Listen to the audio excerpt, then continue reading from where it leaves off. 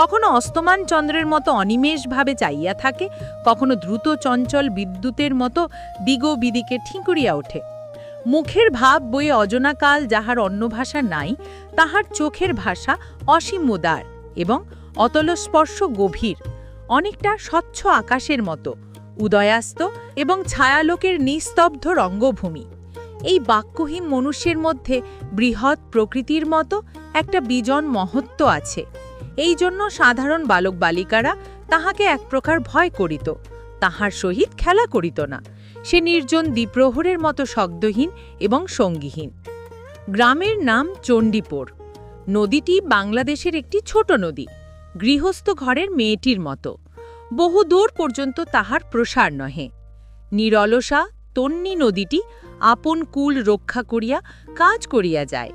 দুই ধারের গ্রামের সকলেরই সঙ্গে তাহার যেন একটা না একটা সম্পর্ক আছে।